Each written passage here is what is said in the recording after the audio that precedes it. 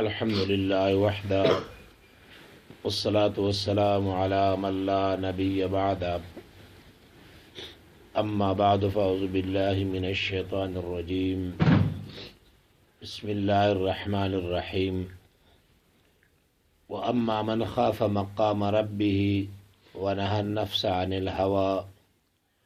فإن الجنة هي المأوى صدق الله مولانا العظيم. درود شریف وائے اللهم صل على سيدنا مولانا محمد وعلى آل سيدنا مولانا محمد افضل صلواتك بعدد معلوماتك وبارك وسلم وصل عليه. بچو ستاسو دوران ما قرآن کریم یو سو جملے ولستے دیکھ اللہ تبارک و تعالی د خوف او د یری بیان کئی د خپل ځان نه. الله فرمای و اما من خاف مقام ربه، او څوک چې ویری د پیشای د رب خپلنا، ونهى النفس عن الهوى، او د خپل ځان د ګناه نه بچ کړ. یو انسان ته د ګناه مقراشي خدای فوراً دا خیالو کی د قیامت ورځ روانه ده، د الله پاک عدالت بی او الله با زمانه تپوس کئی، او کدا گناہو کم نو د الله په دربار کې به مجرم ثابت شم. د محض د الله د خوف نه، د الله د یری د وجه نه د هغه ګناه پرېږدي، او ګناه ونه کي نو الله خپله فرمایي چې فإن الجنة هي المأوى، جنت د دغه انسان ځای دی او د جنتي دی جنت ته به ځي. د الله د یری نه ګناه پرېښودل دا سبب د پاره د دخول د جنت دی. قیامت ورځ روانه ده، او زمونږ ستاسو دا لاسونه دا خپې دا به موږ باندې ګواهي. قرآن کریم کې الله فرمای الیوم نختم علی افواههم وتکلمنا ایدیهم وتشهد ارجلهم بما كانوا یکسبون. د قیامت پرز به د انسان دا خلا الله چپ کی، او د انسان د اعضاو کې بلا طاقت ته گویای د ویلو پیدا کی، د لاسونو کې، د سترګو کې، د وګونو کې، د خپو کې. دا لاسونه به په د انسان باندې د قیامت پرز باندې گواهی کوي چې خدایا د انسان په ما دا ګناه کړی دی. دا سترګې به ګواهی کوي چې خدایا د انسان په ما دا ګناه کړی دی. دا غوږونه به ګواهی کوي چې خدایا د انسان په ما دا ګناه کړی دی. دا خپې به ګواهی کوي چې الله دا انسان په ما باندې یو ګناه کولو دپاره تللی دی. چې هر کله د انسان دا خپل اعضا، خپل اندامونه انسان باندې گواشي، بیا خدا یقیني خبره ده چې د انسان د خلاصي بیا یوه لار نشته سوا د رحم او د فضل د الله. نو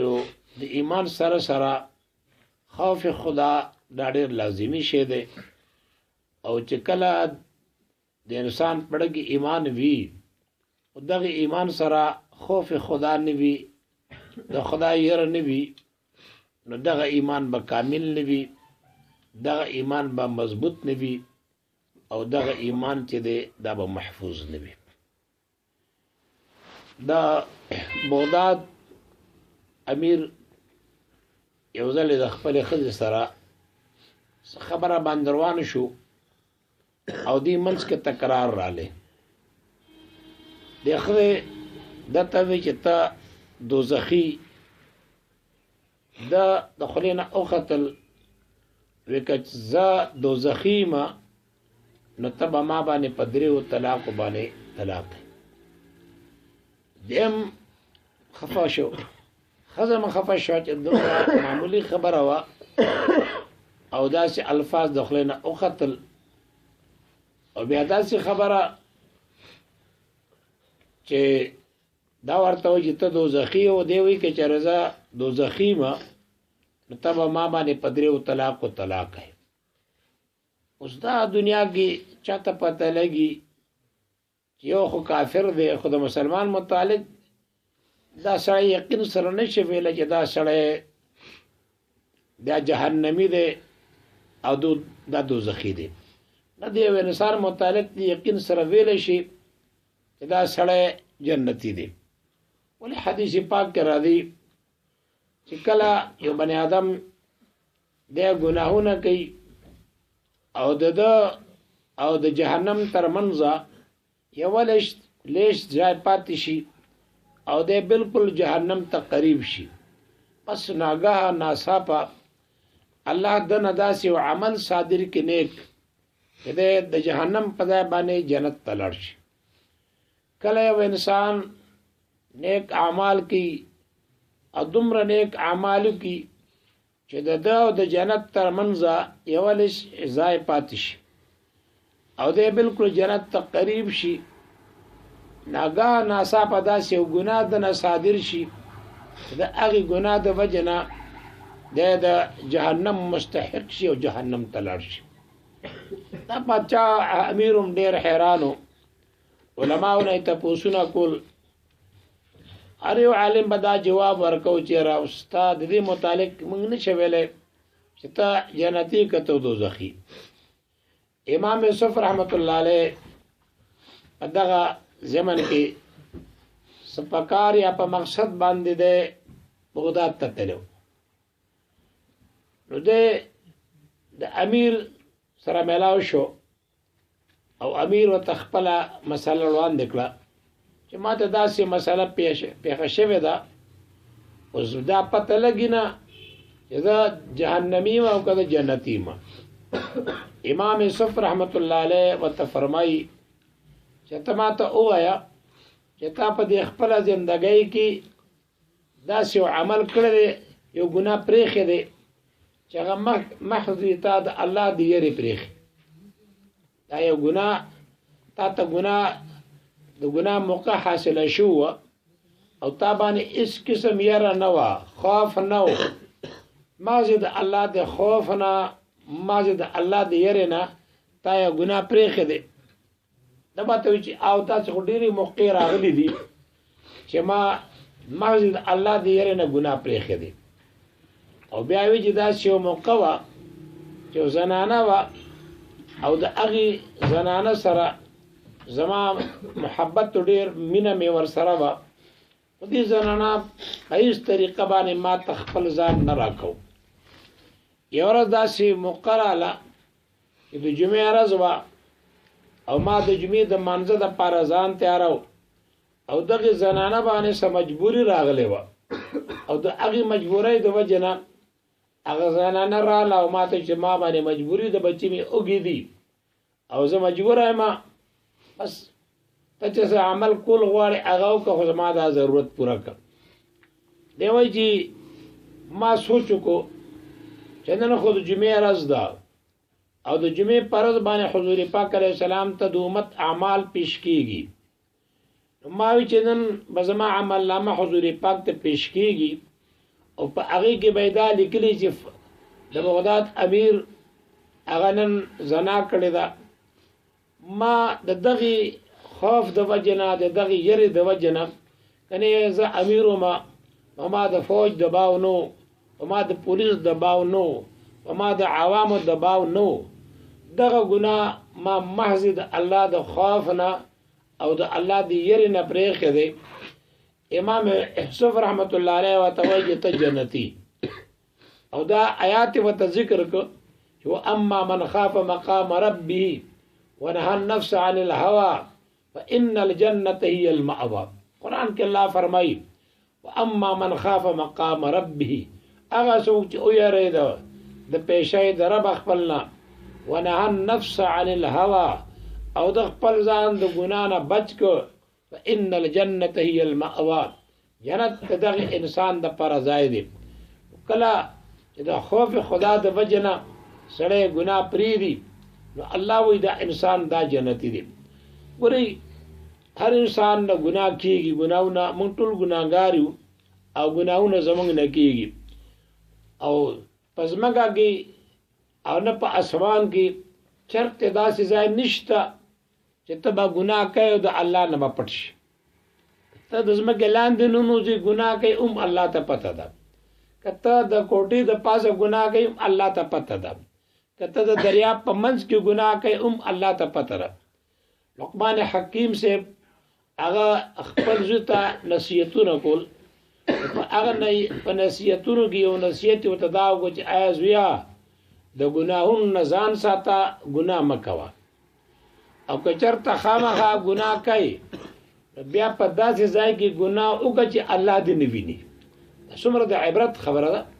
چې بچی د ګناه نه ځان ساته ګناهونه مه کوه او که چېرته ګناه کوي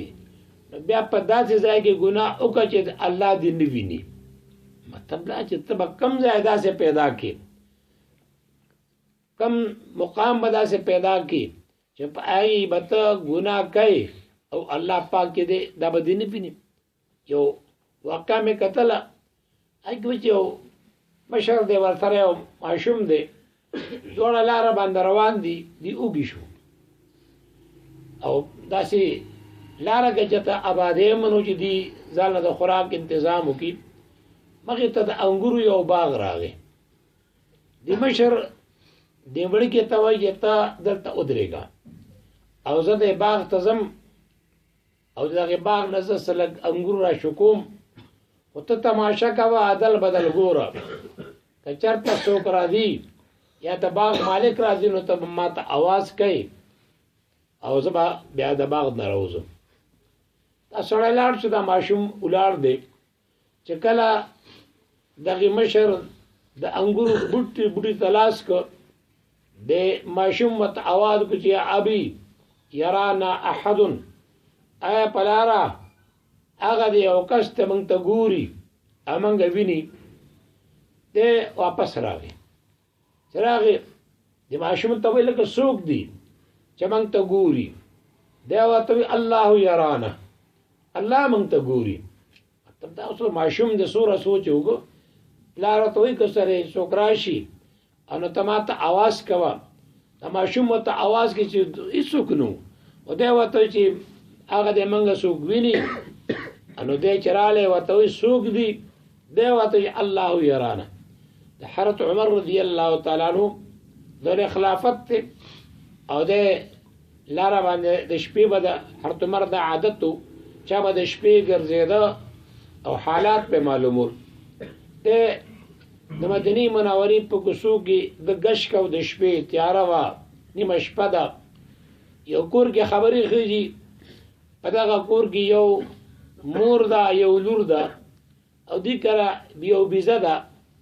او د هغې بیزې نه به دې پیله شل هغه به یې خرڅول دا مور چې کوم دی دې لور ته وایي چې بیزه دې ولشله هغه وایي چې او وایي چې پی څومره وکړل وی پی د پرون نه کم وکړل دا مور ورته وایي چې یاره لغوندې اوبه پکې واچوه چې دا اوبه دا پی زیات دي او پرون چې څومره پیسې پیشو وي چې هغې مره پیسې پې وشي دا لورې ورته وایي چې مورې امیر المؤمنین اعلان کړل دی که چا ګډون وکړو هغه ته به سزا میلاویږي او نبی کریم علیه السلام فرمایي چې من غش فلیس منا هغه چا چې ګډون وکړو په یو شي کې په یو پاک شي کې غلط شی واچو او د ګډون وکړو نبی علیه السلام وایي چې دا زما د امت نه دی دا مور ورته وایي چې بچی دا خو توره شپه ده نیمه شپه ده امیر المؤمنین ته زموږ متعلق څه معلومات دي هغه ته څه پته ده چې دوی په دې پایو کې اوبه واچول هغه لورې ورته وایي چې مور قرآن کریم کې الله فرمایي الله لا اله الا هو الحي القيوم لا تأخذه سنة ولا نوم الله پاک چې واحد لا شریک دی هغه سره شریک نشته او داسې ذات لا تأخذه سنة ولا نوم هغه باندې نه پرکالی راځي نه هغه باندې خوب راځي معنی چې الله پرکالی دی ته وایي د خوب نمک کې سړی دا جوټي موټي خوري دغه ته پرکالی وایي لوري ورته وایي چې موري الله باندې خو نه پرکالی راځي نه الله له خوب راځي نو که امیر المؤمنین عہده دی د امیر المؤمنین الله خو بیخ دی کنه څنګه په دې پایو کې سوا چوب او بوا چوب هر تمر خدا خبره اوریدا چې سار شراغه او دې زنانه ته وایي چې تا د لور ورکړې ده د دې رشتہ دې کړې ده هغه وایي چې نه هر تمر رضی الله تعالی عنہ چې د دې لور رشتہ دی دا زما د زوی سره وکړه هغه ته د دې جنه ایمان معلوم شو دې کې دومره مضبوط ایمان موجود دی د دې دا یقین دی که موږ دا ګناه کوو الله پاک هغه باندې خبر دی الله پاک ویني دی وجنه د ګناه نه د بچ کېدوم دا لوی طریقه چې کله ګناه کوي دا سوچ کوي چې الله پاک ما ته ګوري الله پاک ما ویني دا امید دا یقین دی چې ګناه به صادر نشي او کم ګناه تیو شو غټ ګناه به چیرې صادر نشي دی وجنه د ایمان سره سره خوف خدا دا ډیر لازمی دی زمونږ ایمان به علم محفوظ ګرځي چې موږ د ایمان سره د الله پاک خوف او د الله پاک کرا دا پړه کراړو راولو وصلی الله تعالی علی خیر خلقه محمد و آله و اصحابه اجمعین برحمتک یا ارحم الراحمین.